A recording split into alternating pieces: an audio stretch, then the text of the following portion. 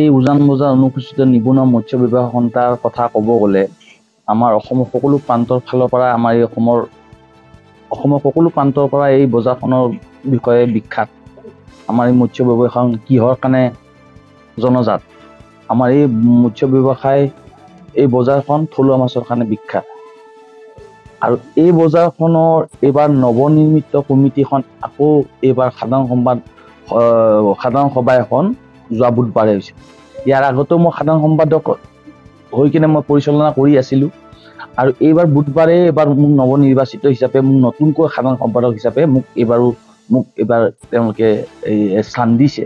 সেইকাৰণে মই এই পদবীটোক পাই বহুত সুখী হৈছোঁ আৰু মই সকলোকে ধন্যবাদ জ্ঞাপন কৰিছোঁ। যেনেকৈ আগৰ বছৰে মই তেনেকৈ চলাই আহিছিলোঁ, এইবাৰ তাতকৈ মই ভাল কৰিম বুলি মই আশা ৰাখিছোঁ আৰু তেওঁলোকক কথা আৰু প্ৰতিশ্ৰুতি দিছোঁ। যেনেকৈ আগৰবাৰৰ পৰা মই পালন কৰি আহিছিলোঁ এই বজাৰখনৰ সকলো কাম নিগাজিকৈ চলাই লৈ যোৱা, এইবাৰো মই ভালদৰে এই কামবোৰ চলাই লৈ যাবলৈ মই তেওঁলোকক প্ৰতিশ্ৰুতি দিছোঁ। আৰু আমাৰ সভাপতি এইবাৰ আগৰবাৰ আছিলে মোহন মিলি, তেওঁ ঢুকালে কাৰণে এইবাৰ সভাপতি হৰিত মিলি ডাঙৰীয়াক দিছে, কোষাধ্যক্ষ অনিল দাসক দিয়া হৈছে। সেই তেনেকৈ আমাৰ কমিটিখন নৱনিৰ্বাচিত হৈ বুধবাৰে আমাৰ গঠন কৰা হৈছে। আৰু এই কমিটিখনে আগন্তুক যিবিলাক পৰিস্থিতিৰ সন্মুখীন হ'ব লাগে, আমি সকলোৱে কথা দিছোঁ যে পৰিস্থিতিৰ সন্মুখীন হৈ আমি বজাৰখন ভালকৈ নিগাজিকৈ চলাই লৈ যাম বুলি আমি এটা প্ৰতিশ্ৰুতি দিছোঁ। আৰু চাওক, এই বজাৰখনৰ কথা ক'ব গ'লে আমি উজান বজাৰ সকলো ৰাইজে মাছ বজাৰখন লৈয়ে এটা মানে এতিয়া উজান বজাৰত ক'বলৈকে কোনো এটা ঐতিহাসিক বস্তু একো নাই। আগতে যি ধৰণে বস্তু আছিলে, এতিয়া ক'ব গ'লে উজান বজাৰত একো ঐতিহাসিক বস্তু নাই। আমাৰ অনুসূচিত জাতিৰ এই বজাৰখনলৈ লৈ আমি গৌৰৱ কৰি আছোঁ। আৰু যদি কালিলৈ এই বজাৰখন নোহোৱা হৈ যায়, আমি কাক লৈ গৌৰৱ কৰিম?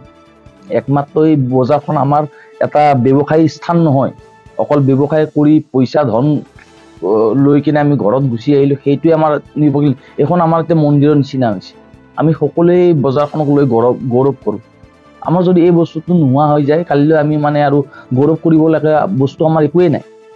আমাৰ অকল উজান বজাৰবাসী ৰাইজে নহয়, অসমবাসী ৰাইজেও এই বজাৰখনক লৈ গৌৰৱ কৰে। এই বজাৰখনক আমি অনুসূচিত জাতি এটা মন্দিৰৰ নিচিনা এটা আমাৰ স্থান দিছোঁ। ইয়াত প্ৰত্যেকবাৰে গংগা পূজা হয়, আমাৰ মাঘ বিহু মেলা এখন হয়। আপোনালোকে সকলোৱে নিশ্চয় ভালকৈ জানে কিমান ডাঙৰকৈ আমি মাঘ বিহুৰ মৎস্যৰ মেলাখন আমি আৰম্ভ কৰি আহিছোঁ। এই হিচাপে এইবাৰ দেখিছে আপোনাৰ নদীৰ পাৰত এখন ডাঙৰ কনষ্ট্ৰাকশ্যনৰ এখন ব্ৰিজ এখন আৰম্ভ হৈছে। আৰু সেই হিচাপে আমাৰ মৎস্য বজাৰখন এইবাৰ ইয়াতেই ৰাখিব বুলি আমাক কথা দিছে। সেই হিচাপে বজাৰখনৰ নৱনিৰ্মিত হিচাপে বনাই দিব বুলি আমাক কথাও দিছে। এইবোলে অক্টোবৰৰ মাজভাগৰ পৰা বজাৰৰ নিৰ্মাণ কাৰ্য আৰম্ভ হ'ব বুলি আমাক কথা কৈছে। চাওঁ কি হয়, কিন্তু আমি আশা ৰাখিছোঁ আমাৰ বজাৰখন ইয়াতেই থাকিব লাগিব, ইয়াতেই ধুনীয়াকৈ নিগাজিকৈ বনাই দিব লাগিব। আমাক বাকী একো নালাগে। আমি অনুসূচিত জাতিয়ে এই বজাৰখনক লৈ গৌৰৱ কৰোঁ আৰু ভৱিষ্যতে যাতে আমাক নেক্সট জেনেৰেশ্যনেও যাতে এইখন বজাৰক লৈ গৌৰৱ কৰিব পাৰে, সেইটো আমি আশা ৰাখিছোঁ। এতিয়া যেতিয়া আমাৰ আজু ককাহঁতে আমাক ৰাখিলে, আমি তেওঁলোকে আমাৰ এটা জেনেৰেশ্যনে এই বজাৰখন পাৰ কৰি গৈছে। আমাৰ আজু ককাহঁতে এই বজাৰখন চলাই লৈ গৈছিল। এতিয়া আমি সেই নিয়মবিলাক পালন কৰি আহিছোঁ। এতিয়া আমাৰ নেক্সট জেনেৰেশ্যনে এই বজাৰখনক চলাই লৈ যাব বুলি আমি আশা ৰাখিছোঁ।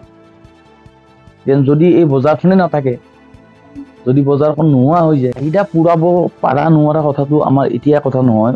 ব্ৰহ্মপুত্ৰত আগৰ নিচিনা মাছো নাই। আৰু আমাৰ এই ট্ৰেন্সপৰ্টৰ যোনটো ব্যৱস্থা, সেই ব্যৱস্থাটো আমাৰ আগতকৈ অসুবিধা হৈ গৈছে। কিয়নো ব্ৰহ্মপুত্ৰত আগৰ নিচিনা পানীও নাই। আগতে আমাৰ মাছ আহিছিলে নাৱেৰে আহিছিল, ভটভটিৰে আহিছিল। এতিয়া আমাক সেই মাছটো নাৱেৰে কম অহা হৈছে, গাড়ীৰে বেছি অহা হৈছে। এতিয়া গাড়ীৰে আনিলেতো ইমান মাছ আনিব নোৱাৰে। আগতে আপোনাৰ ইলিছ মাছৰ এই সময়ত ইলিছ মাছ ভৰপূৰ হৈ আছিল।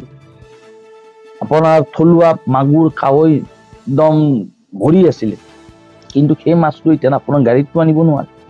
সেই হিচাপে অলপ মাছ কমিছে, কিন্তু ইমানো কমোৱা নহয় যে আমি গুৱাহাটীবাসীক মাছ একদম সেয়া কৰি মানে ছাপ্লাই দিব নোৱাৰা হৈ যাম। এতিয়ালৈ দিও আহিছোঁ।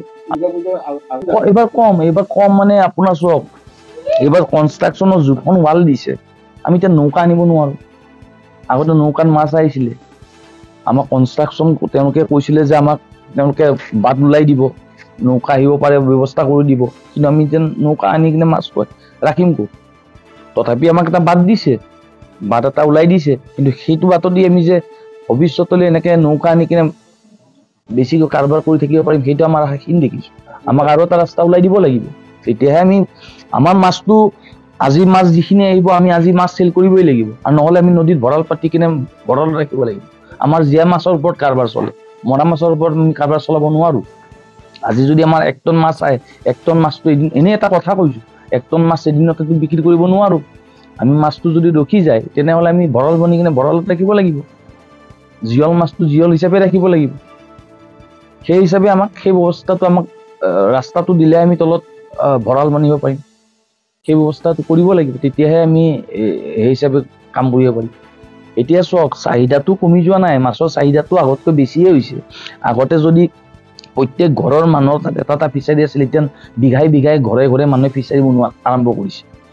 আগতে আমাৰ অসমীয়া মানুহে এনেকুৱা ধৰণে ফিচাৰী বনোৱা নাছিলে, এতিয়া চববোৰ প্ৰত্যেক ঘৰত আপোনালোকে যাওক, মৰিগাঁৱত যাওক, বৰপেটাত যাওক, হাজোত যাওক, মুকলমুৱাত যাওক, চিপাঝাৰত যাওক, প্ৰত্যেক ঘৰৰ মানুহৰ ঘৰে ঘৰে এটা এটা ফিচাৰী, নিজা নিজা ফিচাৰী। আগতে তেনেকুৱা ধৰণে ফিচাৰীত মনোনিৱেশ কৰা মানুহ নাছিলে। আগতে আপোনাৰ ফিচাৰী কৰিবৰ কাৰণে মানুহে এলাহ কৰিছিলে, লাজ কৰিছিলে, কিন্তু এতিয়া সেই লাজ ভয়টো অসমীয়া মানুহৰ কমি গ'ল। এতিয়া ফিচাৰীত বেছি গুৰুত্ব দিছে, নিজে ফিচাৰী খানাত আৰম্ভ কৰিছে, নিজৰ মাটি থাকিলে অকল ফিচাৰীতে তেওঁলোকে মনোনিৱেশ কৰা হৈছে, আৰু সেই ফিচাৰী মাছ আমাৰ তাতে